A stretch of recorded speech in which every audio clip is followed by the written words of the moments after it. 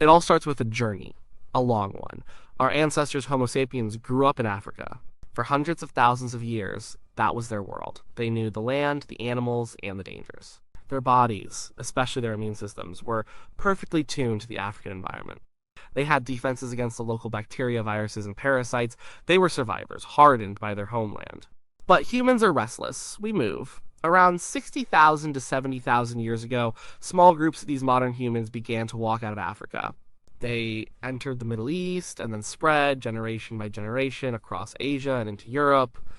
This was a new world. The mountains were different, the forests were different, the animals were different, and so were the germs. Every new environment is a minefield of invisible threats. The local pathogens, the bacteria in the soil, the viruses carried by new species of animals were completely alien to the immune systems of these African newcomers. Their bodies had no memory of these enemies. They had no prepackaged defense plans. When they encountered a new Eurasian virus, it was a total surprise attack. The result was often sickness and death. This was a huge evolutionary challenge. Where surviving in a new continent wasn't just about finding food and avoiding predators. It was about surviving the microscopic things you couldn't even see. But these lands weren't empty. Someone was already there. For hundreds of thousands of years, Europe and Asia had been home to our close cousins, the Neanderthals. They were not the brutish cavemen of old cartoons. They were intelligent, adaptable people.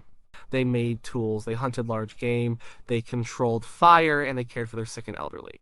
And crucially, they had been living in Eurasia for a very long time. Over countless generations, the Neanderthals' immune systems had been shaped by the local environment. They had faced the Eurasian pathogens and had evolved defenses. Their bodies had learned to recognize and fight the local threats. Their DNA contained the instructions, the battle-tested code for surviving in that specific part of the world. They were the original inhabitants, the natives who had already adapted. When modern humans arrived, they met the Neanderthals. We know this for a fact. We know it because we can see it in our own DNA today. For a long time, scientists wondered what happened when these two types of humans met. Did they fight? Did they ignore each other? The genetic evidence gives us a clear answer. They had children together. It wasn't a huge merger of populations. It was likely sporadic encounters over thousands of years. A small group of humans meets a small group of Neanderthals. They interact. And sometimes they produce offspring. These hybrid children carry DNA from both parents. They had a modern human mother and a Neanderthal father, or vice versa. As these children grew up and had their own children within the human population, that little bit of Neanderthal DNA got passed down. It trickled through the generations, spreading quietly through the expanding human gene pool. This process is called introgression. It's a fancy word for genes from one species getting mixed into the gene pool of another through interbreeding. Today, if your ancestry is from outside of Africa, you carry Neanderthal DNA. On average, it's about 1 to 2% of your total genome. It might not sound like much, but it's a living echo of those ancient encounters. It's scattered throughout your chromosomes in little fragments, a genetic mosaic of your deep past. People with purely African ancestry have very little or no Neanderthal DNA because their ancestors never left Africa to meet them. So what parts of our DNA did we keep from them? Evolution is not sentimental. It's practical. If a piece of foreign DNA doesn't do anything useful, it will likely fade away over time, diluted out of the population. But if a piece of DNA offers a significant advantage, natural selection will favor it. Individuals who carry that useful gene will be more likely to survive, have children, and pass it on. Over time, that useful gene becomes more and more common, and this is where the immune system comes back into the story. It turns out that some of the most common and persistent pieces of Neanderthal DNA found in modern humans are genes related to our immune system. This makes perfect sense. What was the biggest problem for humans arriving in Eurasia? New diseases. Who had the solution? The Neanderthals, whose immune systems had been training for this fight for millennia. Interbreeding with Neanderthals was like getting a genetic shortcut. Instead of waiting thousands of years for their own immune systems to slowly adapt through random mutation and natural selection, modern humans got a head start. They received a battle-tested software update for their immune systems directly from the locals. It was an incredible stroke of evolutionary luck. Let's look at the specific genes. A big part of our immune system is controlled by a group of genes called the human leukocyte antigen, or HLA genes. You can think of the HLA system as the body's security team. These genes create proteins that sit on the surface of our cells. Their job is to grab little pieces of whatever is inside the cell bits of protein and display them on the outside. It's like a security guard showing an ID card. If the cell is healthy, it displays normal self-proteins. The passing immune cells, like T cells, check the ID and move on. But if a cell is infected with a virus, it starts producing viral proteins. The HLA system grabs a piece of that viral protein and displays it on the surface. The T cell sees this foreign ID and sounds the alarm. It recognizes the cell as infected and orders its destruction. This is how our bodies find and kill infected cells before the virus can spread. The HLA system needs to be incredibly diverse. Different HLA genes are good at recognizing different types of pathogens. The more variety you have in your HLA genes, the wider the range of diseases your body can fight. When modern humans came out of Africa, they had HLA genes adapted for African diseases. But Neanderthals had a whole different set of HLA variants tuned specifically to Eurasian pathogens. By inheriting Neanderthal HLA genes, our ancestors immediately expanded their immune toolkit. They got the ability to recognize and fight a whole new suite of viruses and bacteria. Studies have shown that some of these ancient HLA variants are still common in European and Asian populations today. They are a direct legacy of that ancient mingling, and they continue to help our bodies fight disease. It was a critical advantage that likely helped those early human pioneers survive and thrive in a hostile new world. Another key part of the immune system involves something called toll-like receptors, or TLRs. These are another set of genes that provide another kind of defense. If HLA genes are the security team that checks IDs inside the building, TLRs are the sentinels on the castle wall. They are proteins that act as first line of defense sensors. They are constantly scanning for general signs of invasion. They don't recognize specific viruses like the HLA system does. Instead, they recognize broad patterns. For example, some TLRs recognize a type of fat molecule that is found in the cell walls of bacteria, but not in our own cells. Other TLRs recognize types of genetic material like double-stranded RNA that are common in viruses, but not in us. When a TLR spots one of these patterns, it triggers an immediate and powerful immune response. It's the initial alarm bell that tells the body it's under attack and kicks off inflammation to fight the infection. Scientists have discovered that non-African humans inherited a cluster of 3 TLR genes from Neanderthals. We inherited versions of TLR1, TLR6, and TLR10. These specific Neanderthal versions seem to be particularly good at recognizing bacteria, fungi, and parasites found in Eurasia. People who carry these Neanderthal TLR genes have a more aggressive initial immune response. When their bodies detect a pathogen, they react faster and harder. In the ancient world, where a small infection could quickly turn deadly, this was a massive advantage. Having a hypervigilant alarm system meant your body could fight off an infection before it ever took hold. It was another piece of the Neanderthal survival kit that our ancestors picked up along the way. It helped them fend off the daily microbial threats they face in their new homes. The story doesn't end there. We also inherited other types of immune-related genes. There's a set of genes known as the OAS cluster, which are crucial for fighting off RNA viruses. These viruses, which include things like influenza and the common cold, use RNA as their genetic material. Our OAS genes produce proteins that can detect the foreign RNA of a virus and then activate an enzyme that chops it up, stopping the virus from replicating. It's a very direct form of antiviral defense, and yes, you guessed it, modern humans inherited a specific version of the OAS1 gene from Neanderthals. This particular variant appears to provide enhanced protection against certain viruses. It's yet another example of a specific tool honed by Neanderthals over eons that was passed to us and integrated into our own defensive systems. The transfer of these genes was not a single event.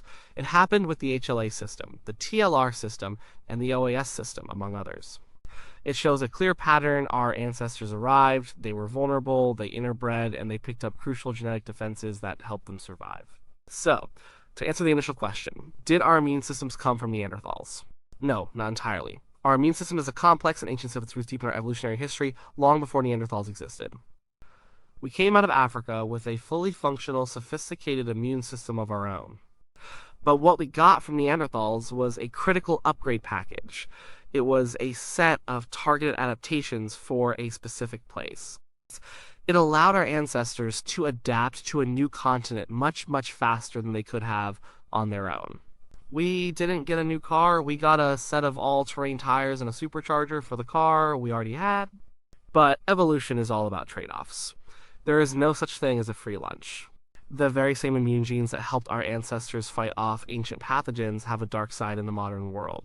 Our world is profoundly different from the one our ancestors inhabited. We have sanitation, clean water, antibiotics, and vaccines. We live in a world that is, for the most part, much cleaner and safer from a microbial perspective.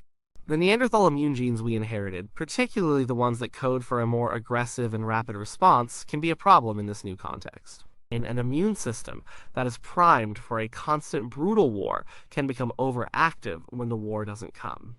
It gets jumpy. It starts to see threats where there are none, and when an overcaffeinated immune system can't find a real enemy to fight, it sometimes turns on itself or overreacts to harmless things. This is believed to be a major contributor to the rise of autoimmune diseases and allergies in the modern world.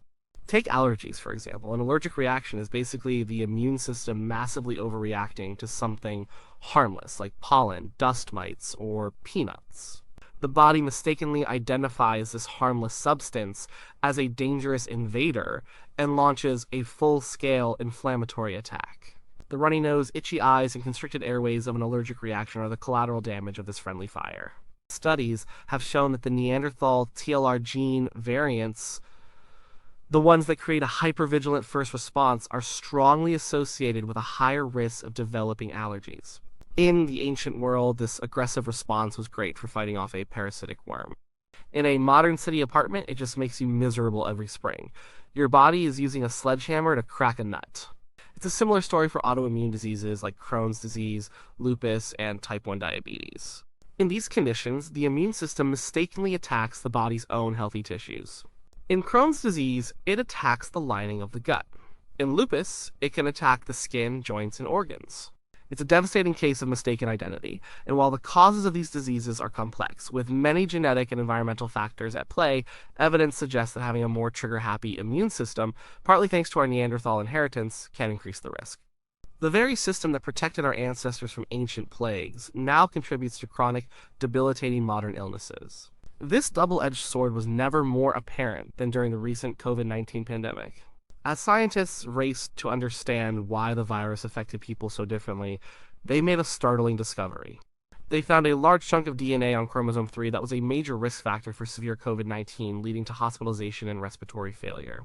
People who carried this particular genetic variant were significantly more likely to get desperately ill from the virus. When they analyzed this DNA segment, they found its origin. It was inherited from Neanderthals. It's one of the most significant Neanderthal hand-me-downs in our genome. The exact mechanism is still being studied, but it seems this gene cluster leads to an over-the-top immune response to the coronavirus. The body's reaction is so strong that it causes a cytokine storm, a massive, uncontrolled release of inflammatory signals.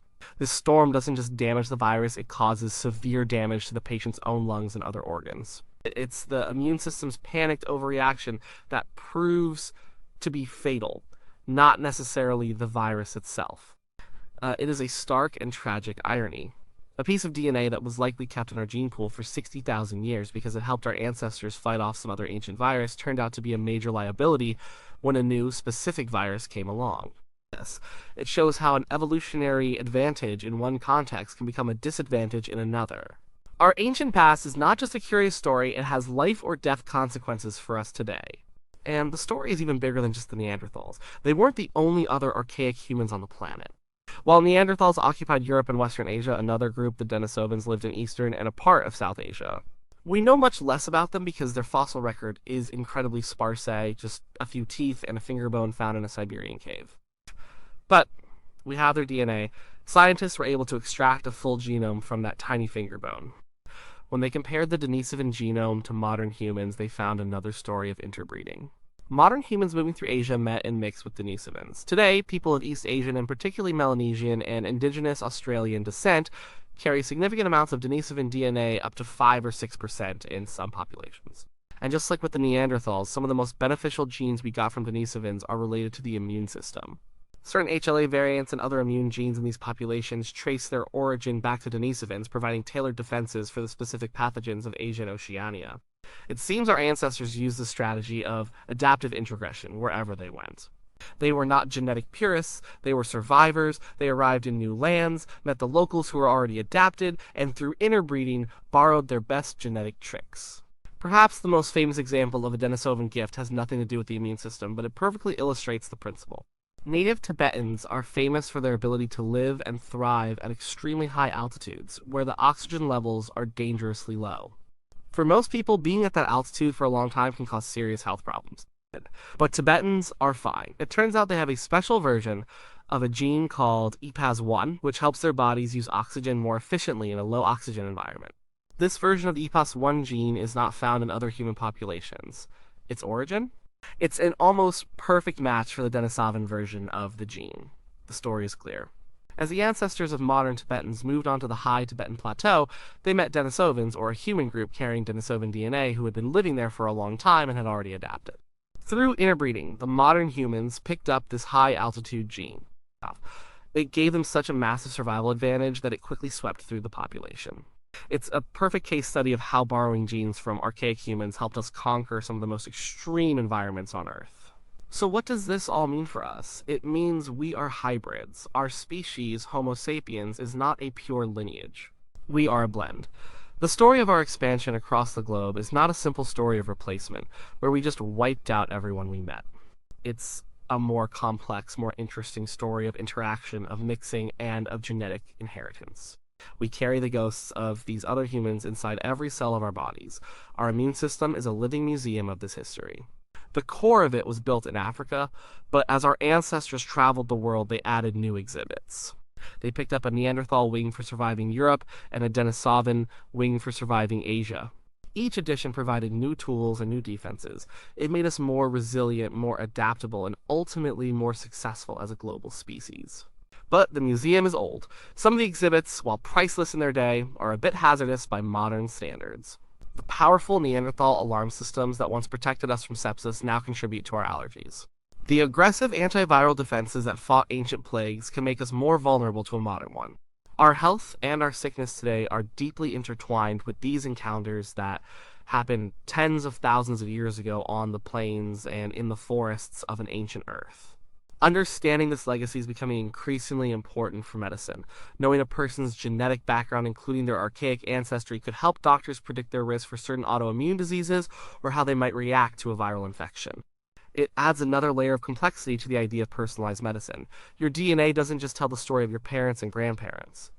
It tells the story of your species, of long-forgotten migrations, of chance encounters, and of the other kinds of humans who walked the earth before us. They may be gone, but a part of them lives on in us, shaping our lives for better and for worse. Our immune system is not just a biological mechanism, it is a story written in the language of genes, of who we are and how we got here. And it's a story that is still being written.